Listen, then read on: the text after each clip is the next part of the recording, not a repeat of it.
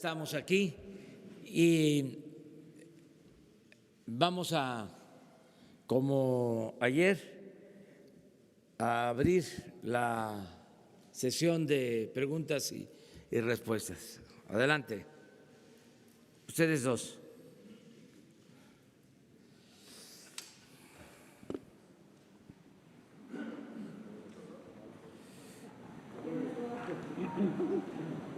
Adelante. Buenos días, presidente. Yo quisiera preguntarle, la SST decidió reservar durante 5 años los audios de la última comunicación que tuvo el piloto del helicóptero en el que viajaba la gobernadora de Puebla. Saber si usted está de acuerdo con esta restricción para no hacer pública esta información o pediría a la SST que, abonando a la transparencia, diera a conocer estos audios. No tenía yo conocimiento de lo que me está preguntando, pero mi recomendación es de que haya transparencia completa. Yo voy a pedirle al secretario de Comunicaciones que revise este asunto. A lo mejor es alguna norma, pero es más importante la transparencia, que no haya ningún motivo a suspicacias. El que nada debe, nada teme.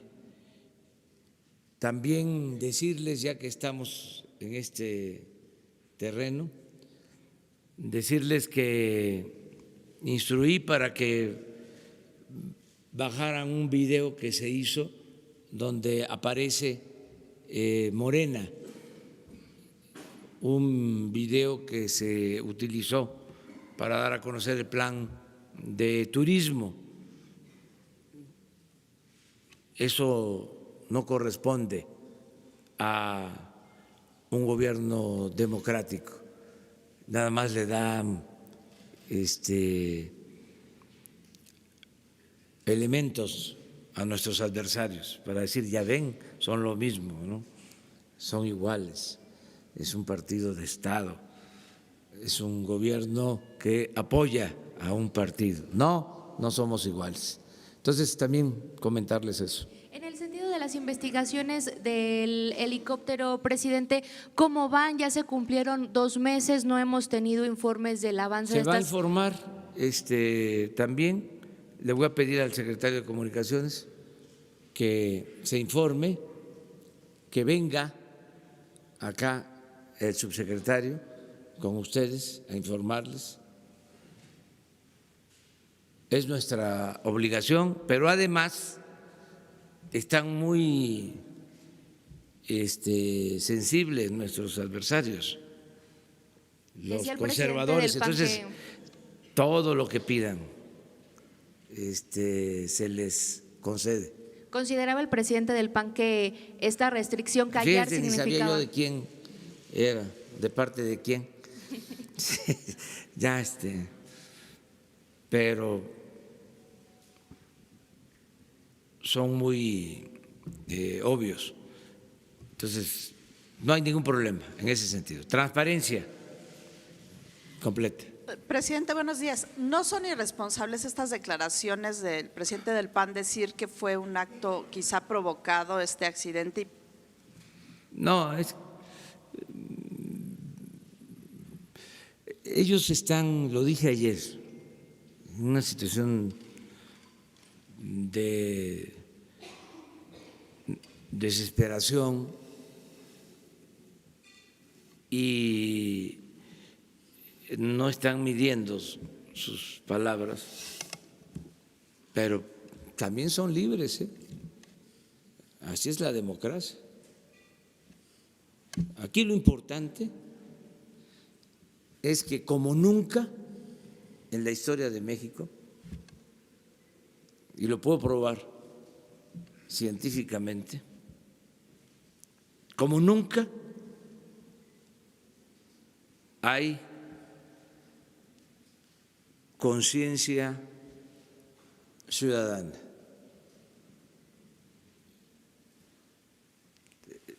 nuestro pueblo está más politizado que nunca.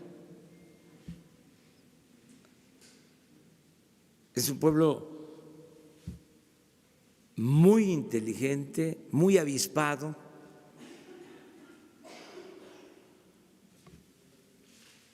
que no se deja manipular, que tiene capacidad para discernir, que tiene criterio. Y esto vino a apoyarse con las redes sociales, con las benditas redes sociales. Ya venía un proceso de cambio de mentalidad, que son lentos. Yo siempre hablo de eso. No es fácil cambiar la mentalidad de un pueblo, de una colectividad. Pero cuando eso se logra todo. Cuando cambia la mentalidad del pueblo. Esa es la verdadera transformación. Entonces ya venía eso. Pero habían limitaciones. Por ejemplo, se tenía mucho control de la información.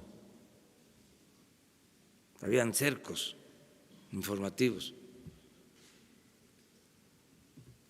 Por cuestiones políticas y también por falta de cobertura. Porque hay veces que se piensa que una noticia que se transmite en un medio la reciben todos los ciudadanos del país, o una noticia que se repite en varios medios llega a todos los ciudadanos del país, y no es cierto. Una noticia, por más atractiva que sea, hasta escandalosa, transmitida por todos los medios, prensa escrita, radio, televisión, redes sociales, puede llegar al 50% de los mexicanos. Entonces, si a eso se le agrega de que había un control casi absoluto de los medios, con honrosas excepciones, para que nadie se vaya a sentir, pues eso impedía que la gente tomara conciencia, aunque la verdad siempre se abre paso y llega hasta el último rincón. Pero en eso estábamos cuando aparecen, irrumpen las redes sociales. Y no quiere decir pues que sea total, porque seguimos teniendo limitantes. Solo la mitad de la población tiene acceso al Internet y territorialmente, lo hemos dicho aquí en otras ocasiones, solo el 75% del territorio tiene comunicación por telefonía celular. Perdón, el 25%. El 75% no tiene. Es un gran atraso. Entonces, ahora hay más información, no hace falta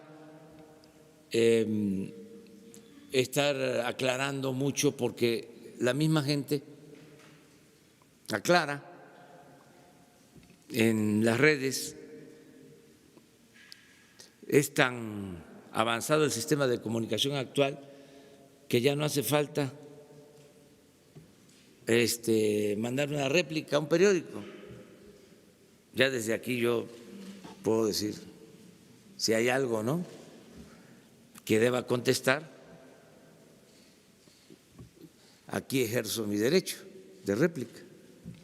Antes había que mandar la carta y a lo mejor no la publicaban, o si la publicaban, la aclaración lo hacían una semana, 10 días, 15 días después de que habían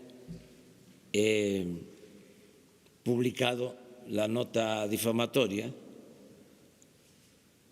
y la réplica, la carta aclaratoria, la publicaban en la página 29 de la sección C. Muy bien, pero… Presidente, y nada más, si me permite, dos temas más. Se concedió un amparo para las estancias infantiles, a ver si el gobierno ya recibió la notificación, en qué términos y cómo lo van a acatar. Y en el tema de la CRE, ayer se reunió con el presidente de la CRE, ¿qué fue lo que conversaron y si es correcto o no que le puso la renuncia sobre la mesa? Gracias. Bueno, sobre este amparo hay que ver en qué términos. No creo que un juez ampare una irregularidad. Suele pasar, pero vamos a ver en qué términos. No, que yo sepa, pero vamos a cumplir con lo que nos pidan las autoridades judiciales. El caso de las estancias infantiles, como se les va a dar a conocer, ya se ha informado, pero lo vamos a hacer con precisión, porque como se politizó, como lo tomó de bandera un partido, pues vale la pena aclararlo bien. Yo les comentaba que en un informe que dio a conocer el DIF de la pasada administración, en el informe, que yo no sé si se los entregaron, pues hoy se los entregamos, en el informe del DIF, de 10 estancias infantiles, 7 irregulares.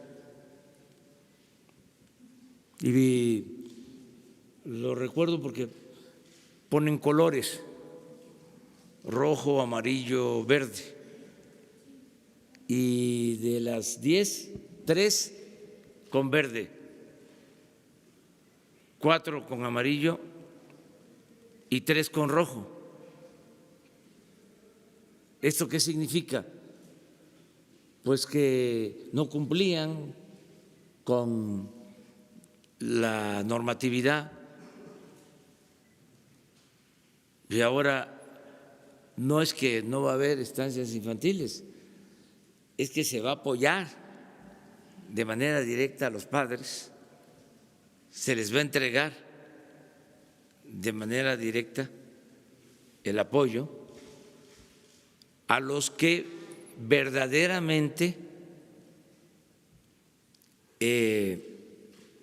existen, porque nos encontramos en todo el gobierno, ya lo hemos hablado en otras ocasiones, censos fantasmas en lo que se llamaba Prospera. Eran listados de personas que no existían y se pagaba una beca o un apoyo. Pues ¿qué hacían? Falsificaban firmas y se robaban el dinero. O se establecía de que debían recibir 1,000 pesos y les daban 250. Pero tenemos todas las pruebas. Por eso fue la decisión, ni un centavo a intermediarios, ni a organizaciones sociales, ni a organizaciones filantrópicas, ni a organizaciones de la llamada sociedad civil. Esto que se vio aquí se ventiló, algunos de ustedes dieron a conocer de cuánto entregaba el gobierno a las organizaciones civiles. Eso ya no se termina. Claro que les molesta mucho, pero ¿qué hacemos? Era mucho dinero el que se fugaba de esa forma. Vamos a seguir. Estuve con el presidente de la CRE. El antecedente es de que él solicitó una audiencia, se le concedió, lo vi ayer, lo que le expresé es de que nosotros no perseguimos a nadie, que no somos vengativos, que no vamos a utilizar el poder para cometer injusticias, que no vamos a llevar a cabo ningún acto arbitrario. Pero al mismo tiempo le dije de que tampoco podemos encubrir.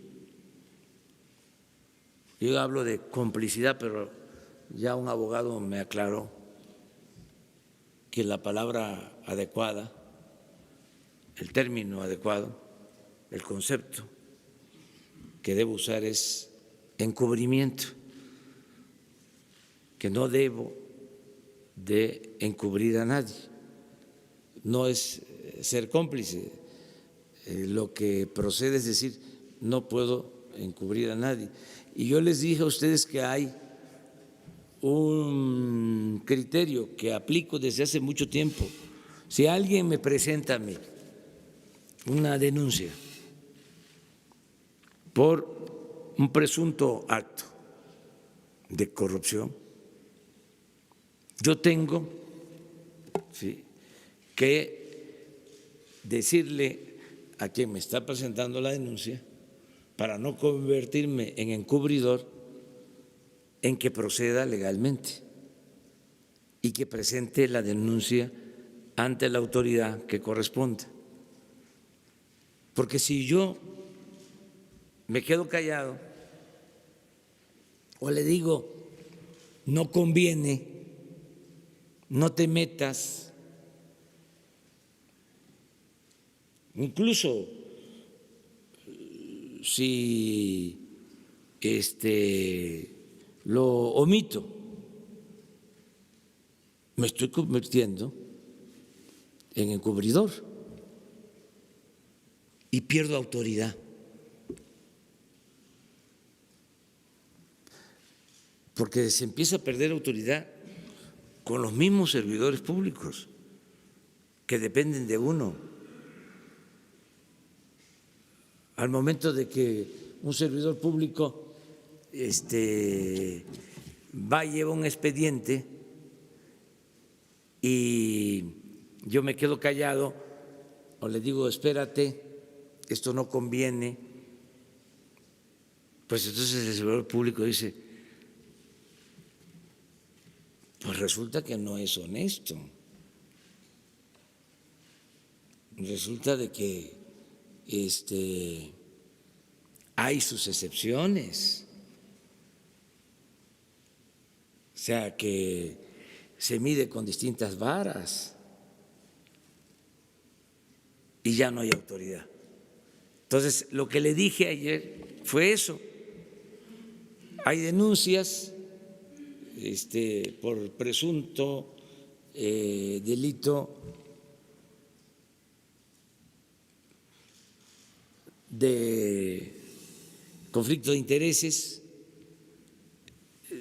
Las denuncias van a seguir su curso, pero eso no significa que haya persecución y mucho menos que ya como si fuese un juicio sumario ya se le condene de que él es responsable. En un Estado de Derecho el ciudadano tiene toda la posibilidad de defenderse y no solo es un asunto jurídico, es un asunto también de la dignidad de las personas. Entonces, eso lo tenemos que garantizar. En esos términos fue que hablamos y no hubo ningún problema. Claro que él es inocente, que él ha hecho su trabajo. Por otro lado, hay elementos, yo no sé si de prueba, pero hay testimonios en donde sí existe una vinculación de familiares en actividades que tienen que ver con esta comisión. Entonces, ¿quién lo va a resolver? Pues la autoridad competente y ya. No, o sea, yo no traté ese tema. Cuando él planteó eso, le dije, no, yo no quiero eso. No, es que él dijo, si usted quiere, ¿sí? Le dije, eso ni lo plantees, porque era como antes. A ver, aquí tengo tu expediente y fírmale. ¿Cómo era antes? No somos lo mismo. No, él en el plan de que ya consideraba que podía dedicarse a otras cosas, a la academia, sí. Le digo, no, pero yo no te estoy planteando lo de la renuncia, porque si no, imagínense cómo quedo. Es lo mismo, o sea, yo tengo que cuidar todo eso. ¿Saben qué hacían antes? Presidente, él a usted sí le planteó la en el renuncia. Autoritarismo, ¿sí? Decía, mira, jalaban de un cajón el expediente, fírmale. No somos iguales, yo no puedo hacer eso. O sea, ni en público ni en privado, yo soy un hombre con principios y la honestidad es lo que estimo más importante en mi vida. Entonces, cuando él me plantea esa, digo, no, esa es una decisión tuya, libre.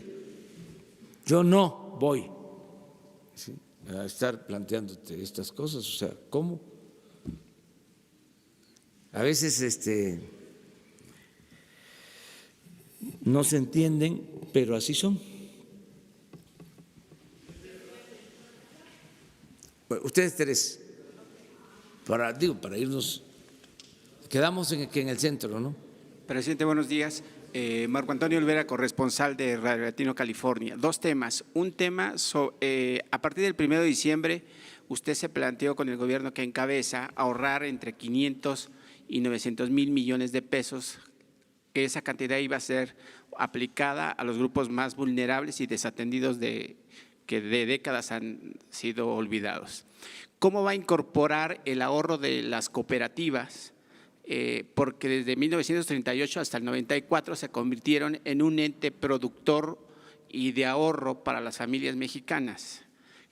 ¿Usted apoyaría a las entes de cooperativas y si se van a convertir en una punta de lanza para el desarrollo estabilizador de las familias trabajadoras de este país? Pues yo estoy a favor del corporativismo, es una actividad económica que, si mal no recuerdo, se inicia en Inglaterra y funcionó muy bien, ha funcionado muy bien. Es un mecanismo importante para distribuir con justicia beneficios. Hay que apoyar a las cooperativas. Siguen habiendo cooperativas exitosas, hasta en Estados Unidos. Tenemos relación con una cooperativa que produce leche en Estados Unidos y es la sexta productora de leche en Estados Unidos como cooperativa. Aquí tenemos relación muy buena con la cooperativa Pascual y desde luego estamos en comunicación y apoyando a cooperativistas pesqueros. Y como todo, hay buenas cooperativas y hay cooperativas que requieren de una revisión. Por ejemplo, eran muy exitosas las cooperativas escolares y ahora hay que revisarlas. También respetando la autonomía de las escuelas. Pero este es un tema, ¿no?, que en su momento habrá que atender. Cómo funcionan las cooperativas, sobre todo qué venden las cooperativas, si son productos nutritivos, si no son productos chatarra.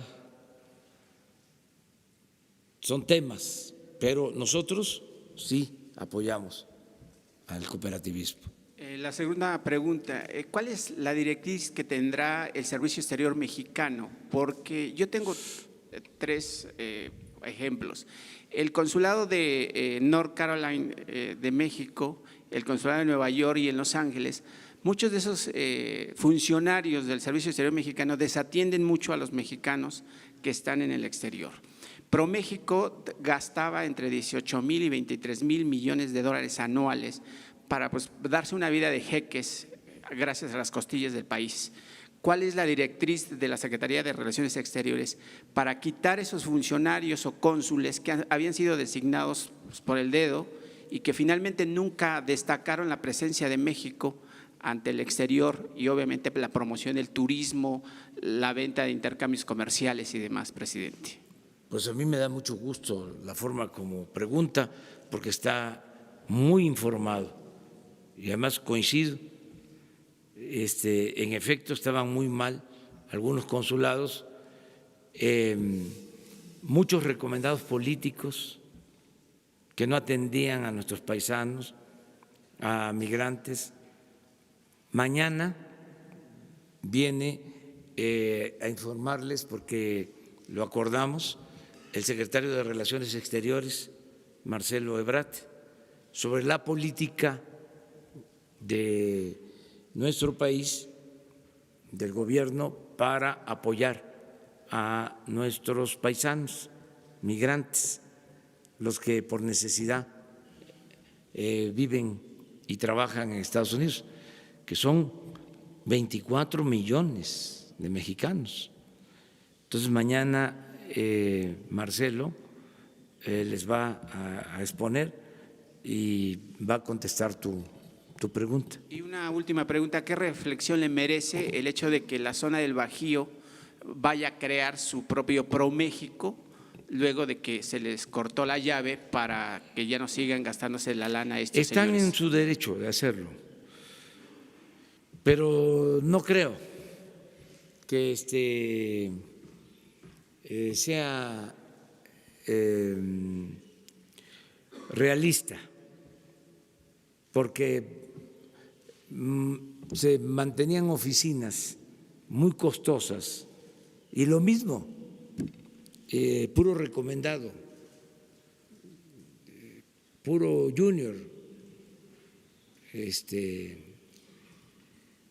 que se iban al extranjero a vivir a costillas del erario, puro fifí, con todo respeto, y supuestamente a promover a México.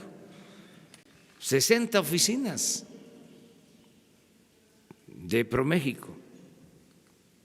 Todos esto no les ha gustado, pero ¿qué hacemos?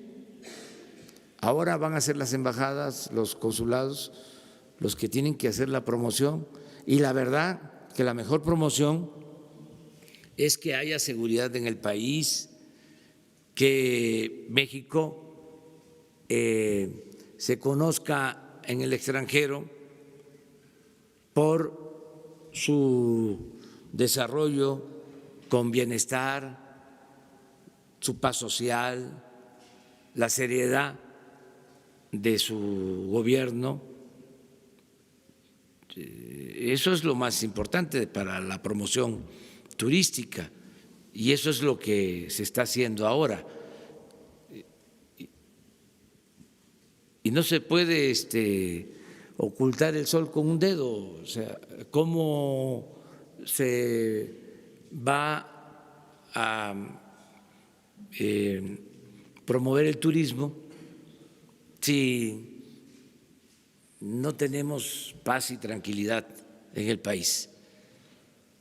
Entonces, pues, tenemos que cambiar eso y que ya no haya corrupción como la que existía, ¿sí? Se dedicaban a saquear, todo era puro negocio. Ahora ni siquiera se atreven,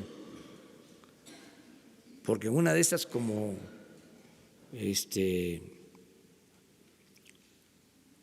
estoy aplicando, como dije, el criterio de no quedarme callado, si me hacen una proposición indecorosa, los acuso aquí. Vinieron a decirme esto. Entonces, ya nadie hace esas proposiciones, ya es otra cosa, y es todos aportarnos bien. Y van a ver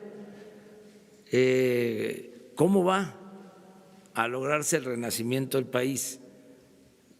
Es que todo era ficticio. Por eso, con todo respeto a los analistas, a los expertos, pues los llamo a que revisen los datos, porque se puede estar diciendo de que la inversión en Pemex es de 10,000 millones de dólares y que el año pasado era de 8,000, pero que solo crece 2,000 millones y que eso no es suficiente. Sí, nada más que los 8,000 del año pasado se convertían cuando mucho en 4, porque se clavaban el dinero, se robaban el dinero. Entonces, si se van a los datos, pues no van a poder tener un buen diagnóstico. Ahora son otros tiempos, es lo único que les pedimos. Ayer yo les comentaba, o antier, de lo del tren de Toluca a la Ciudad de México. Y les decía yo que nos iba a costar alrededor de 15,000 millones terminarlo. Ayer mismo tuve la reunión sobre el tren y para terminarlo vamos a necesitar no 15,000, 25,000.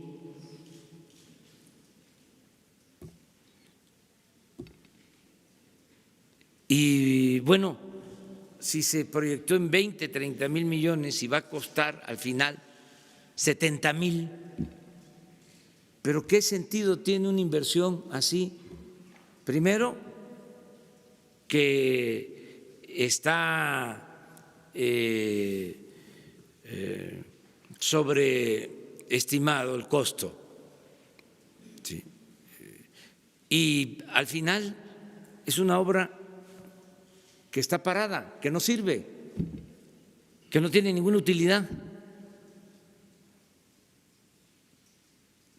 Entonces, yo tengo mucha confianza que sin corrupción va a salir el país adelante. Ayer que me preguntaste de lo del camino de Sonora, hablé después con el ingeniero Cedri y ya me aseguró que hasta Santana termina en abril y a Nogales en mayo. Por ejemplo, estamos en eso, dándole seguimiento a todas las obras. Buenos días, presidente de aquí de La Silla Rota. Me gustaría su opinión sobre el video de la detención del Bester Gordillo a 6 años del operativo en Toluca que fue publicado ayer justamente por La Silla Rota. Y bueno, ahorita le voy a hacer más preguntas. No lo vi, pero a ver, ¿en qué consiste? Son 20 minutos en donde justamente antes de que ella pudiera, bueno, el avión donde ella iba pudiera despegar, llegan unos agentes, la detienen, le leen sus derechos, ella se muestra pues un poco nerviosa al principio, después dice que está tranquila, son 20 minutos antes de que pudiera despegar y bueno, prácticamente es algo resumido, pero bueno, es la primera vez que se ve en estos 6 años cómo fue el operativo de su detención. Sí. Pues no había visto el video, pero nosotros todo aquello que podamos hacerlo, que nos permita la ley, se va a transparentar. Ayer firmé ya el decreto para revisar los archivos del CISEN y de la Policía Federal de Seguridad en Lecumberri. Lo que era Lecumberri, que es el Archivo General de la Nación. Ya se va a poder revisar. Firmé ayer el acuerdo, ya seguramente la semana próxima ya van a poder asistir. Necesitamos ahí convocar a becarios, a jóvenes construyendo el futuro que quieran aprender para el manejo de archivos, porque se requiere de personal. El archivo fue creciendo y no hay el personal suficiente. Entonces queremos que sean jóvenes que están estudiando para este propósito y que vayan a formarse, que vayan a capacitarse. Pero todo va a ser transparente.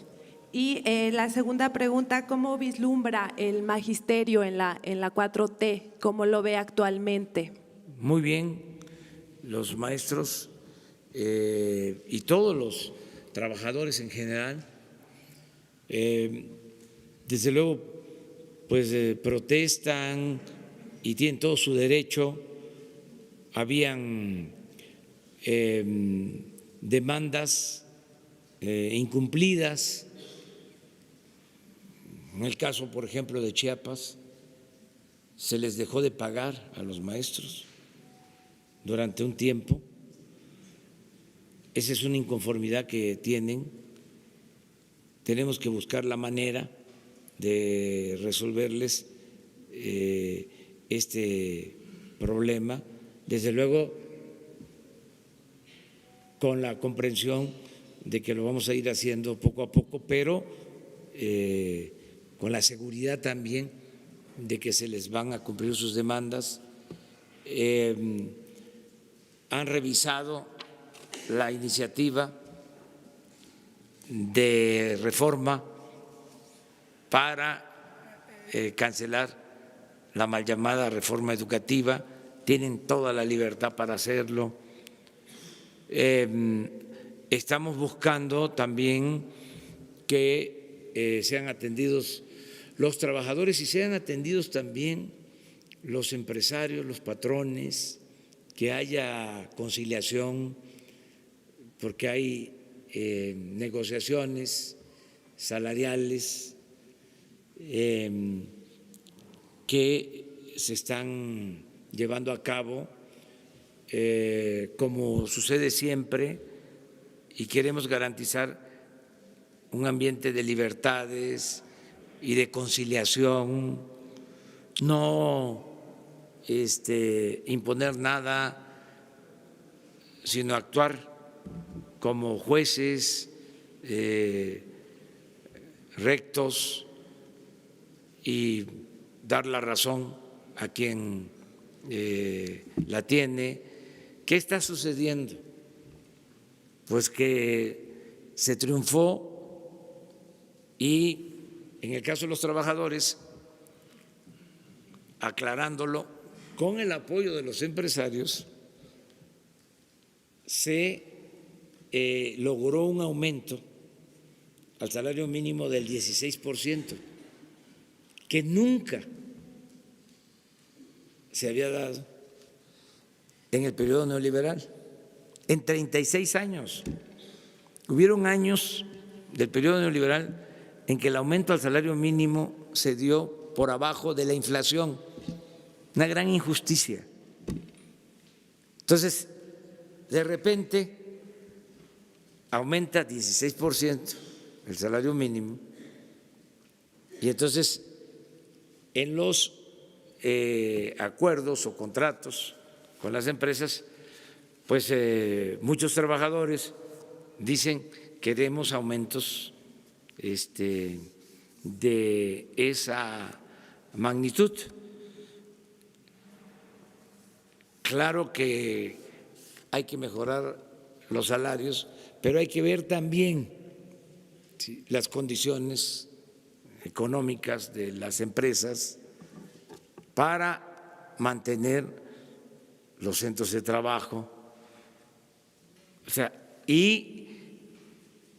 como lo he dicho siempre, no pensar que de un día para otro, de la noche a la mañana, pues vamos a lograr recuperar todo lo que se perdió en el periodo neoliberal, porque se perdió mucho del poder adquisitivo del salario. Se perdieron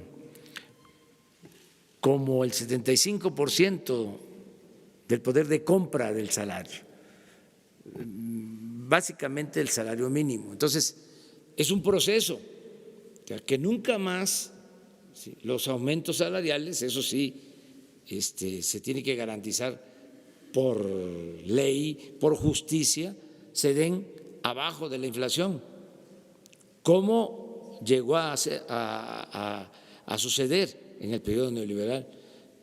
Entonces, en esa negociación de salario, allá estamos ayudando en un afán de conciliación, de que se llegue a acuerdos, es parte de nuestro trabajo. Señor, nada más por último, ¿considera inminente el regreso del Bester Gordillo a la política mexicana? No sé, todos los mexicanos somos libres, todos, y a nadie se le va a limitar su derecho de participar. A nadie se le van a limitar sus libertades, pero pues cada quien debe de actuar en función de su responsabilidad social, pero nosotros no vamos a decirle a nadie que no participe o que no ejerza sus libertades. Presidente, buenos días. Agustín Velasco de Uno TV, presidente. Adelante. De este lado. Yo tengo 3 preguntas.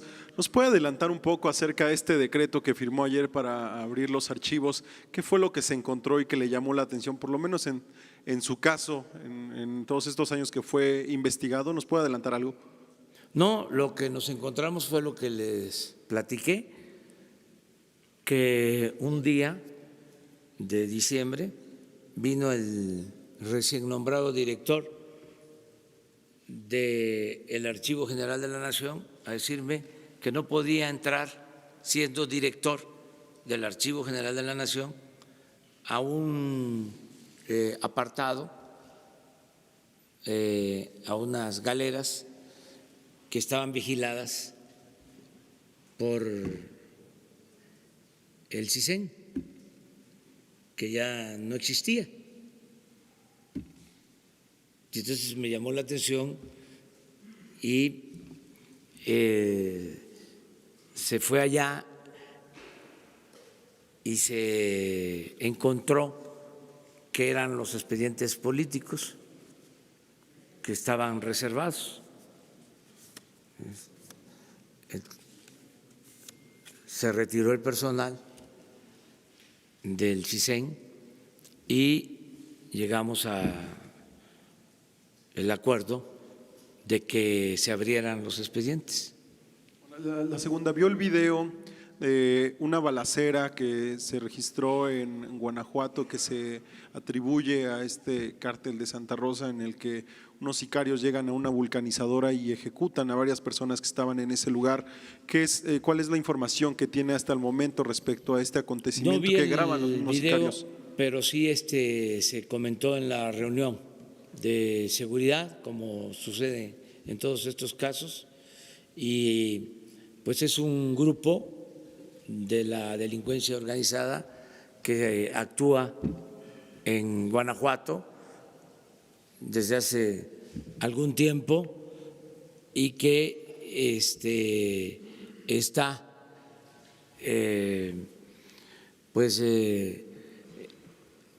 infundiendo y violando la ley, derechos humanos, dañando a las personas, a los ciudadanos, y por eso es que estamos trabajando para que funcione la Guardia Nacional, para que todas estas cosas se puedan evitar, que no sucedan, que no haya violencia.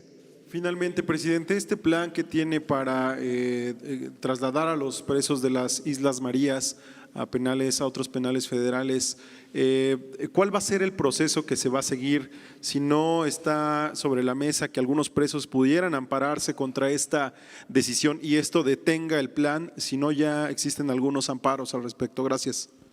Se va a buscar hacerlo en el marco de la legalidad y puede ser que lleve tiempo, pero no hay motivo o razón para que siga siendo un penal las Islas Marías. Creo que es hasta una vergüenza que se mantenga como penal esta isla, que no olvidemos el origen. Se creó en la época de Porfirio Díaz para castigar, para encarcelar a opositores al régimen. No tengo información sobre eso, no tengo información, pero en el caso que hubiesen, seguimos el procedimiento judicial. Además, el Poder Judicial tiene que procurar que la justicia sea expedita, es decir, que se resuelva pronto. Si hay alguna inconformidad, algún recurso, algún amparo, que pronto se determine y ya saber sobre este asunto. Vamos a encontrar muchos obstáculos, pero afortunadamente estamos entrenados para eso. Nos pasamos como 40 años corriendo en la carrera de obstáculos.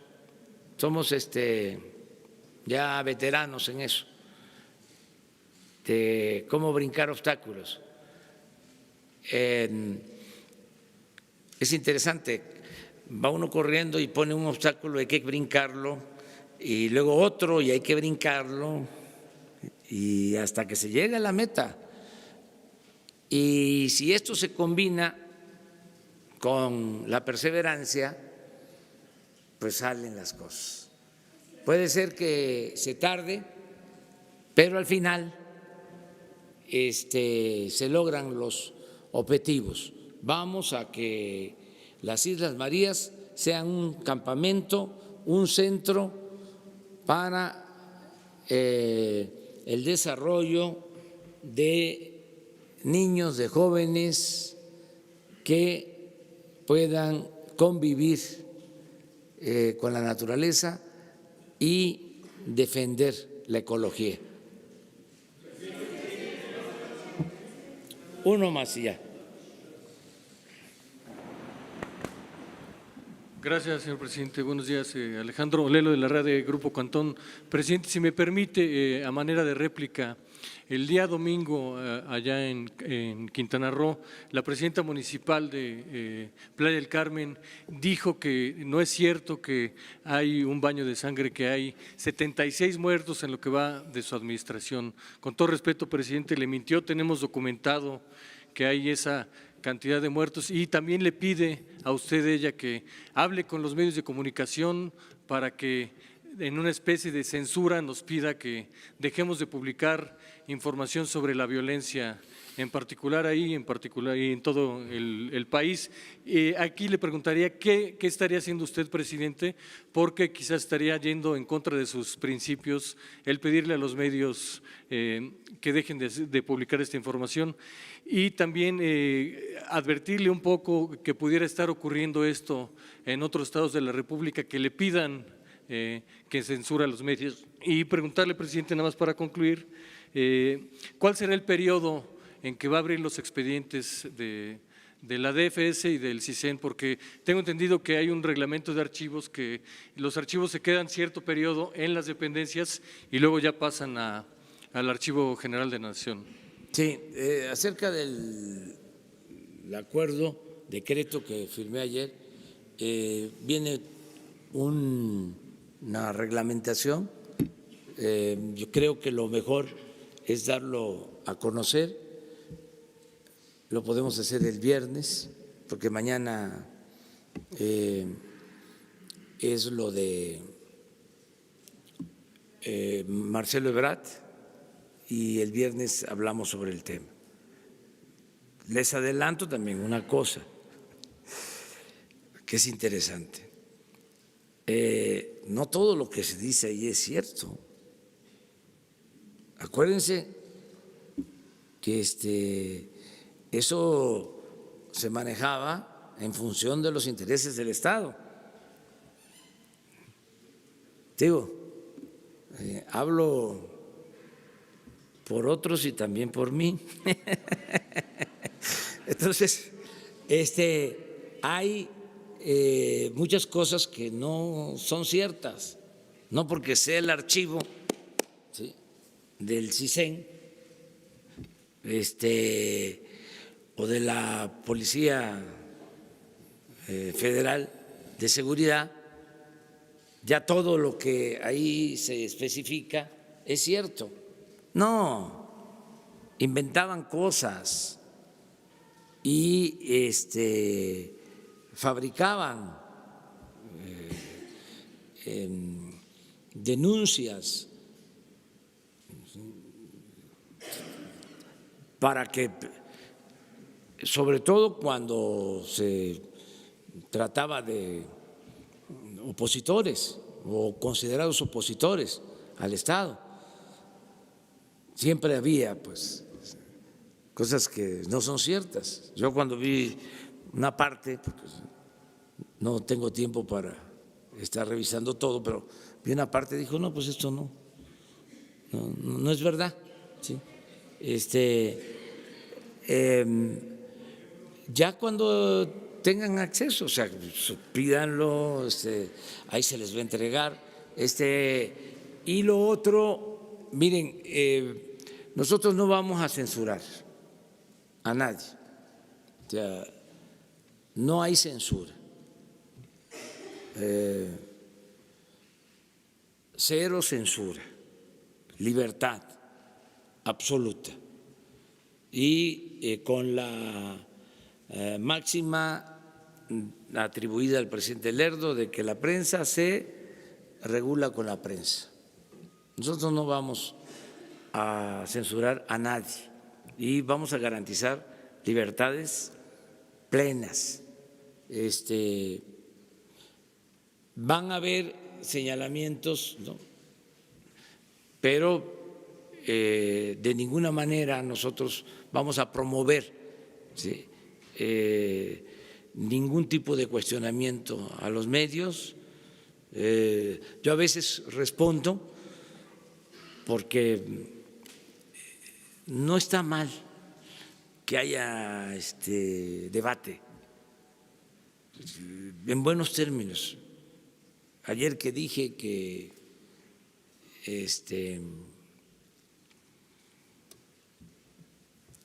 los que se agrupaban, ¿no?, eran ternuritas, ¿sí? Pues es una expresión. Ellos se lanzan fuerte a veces también. Entonces, decirles ternurita no es ningún problema, o sea, cariñito, cariñito. ¿Y qué le diría a gente de su movimiento como Laura Beristain, que abiertamente le mienten queriendo ocultar una crisis de inseguridad en un municipio, en un destino tan importante para el turismo? Que todo mundo busque la conciliación y el diálogo y que se hable y que si hay debate que sea respetuoso. Por ejemplo, ayer leía yo que Krause, hablando de nuestro gobierno y de manera respetuosa, decía que se combata la corrupción y que haya democracia, pero que se respeten las libertades. Pues es correcto. Y decía Krause una frase que es bien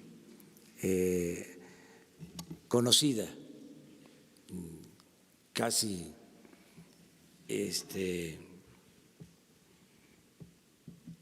de dominio público, ¿no?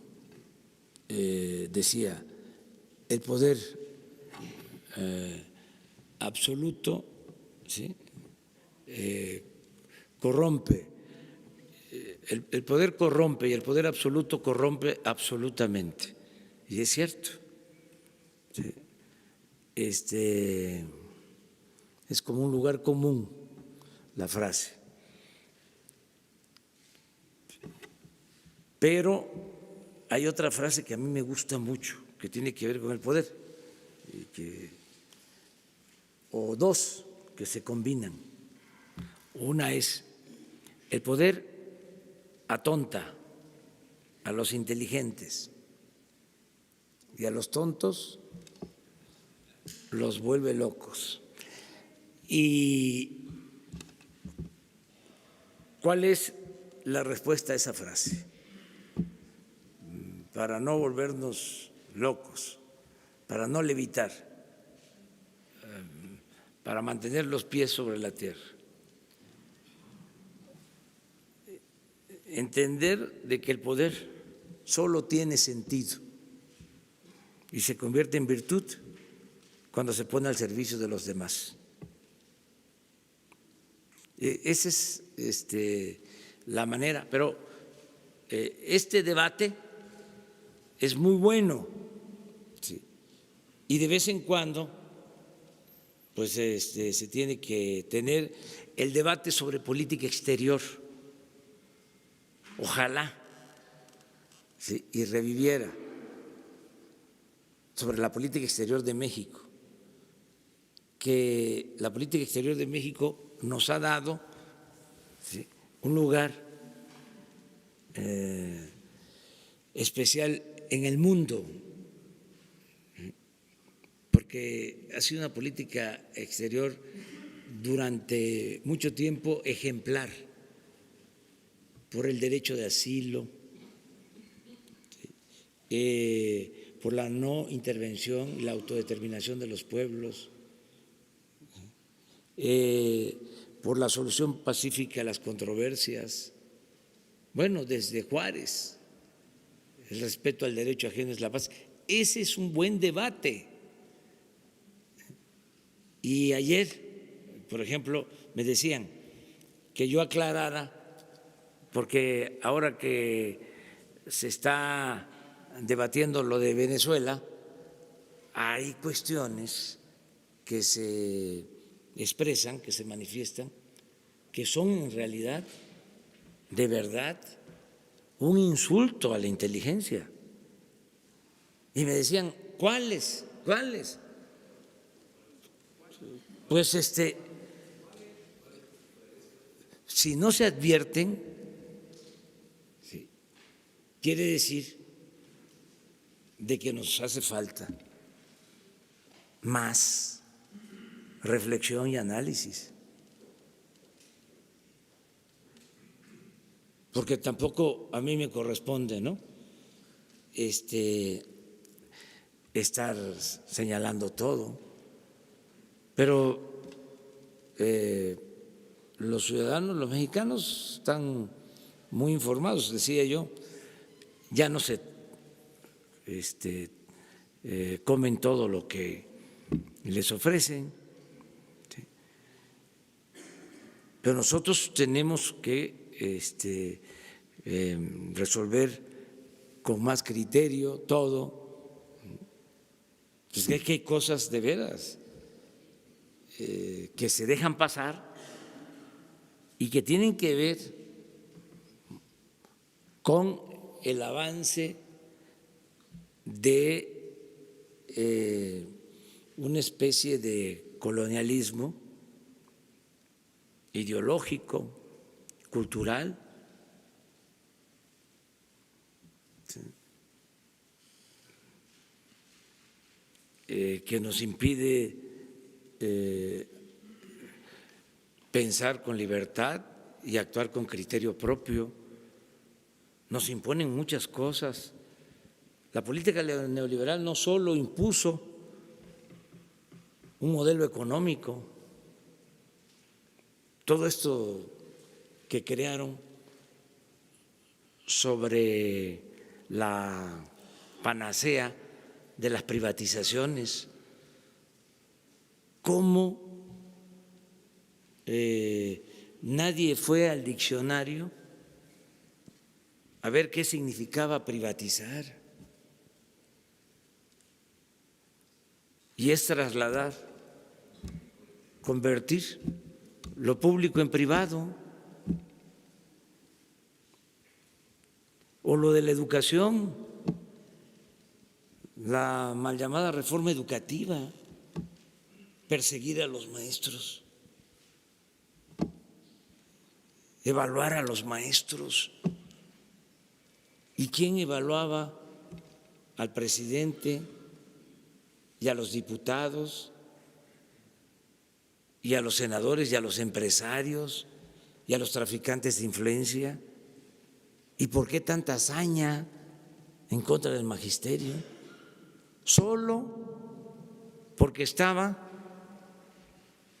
en la agenda de las llamadas reformas estructurales dictadas desde el extranjero, recetas aplicadas a nuestro país. Resultó, yo recuerdo que una vez hubo una de estas reformas y el que estaba en el Fondo Monetario Internacional en ese entonces declaró de que iba muy bien México y que debía que seguir con las reformas. ¿Saben dónde está ese personaje ahora? En la cárcel, en un país. Pero bueno, nos vemos mañana.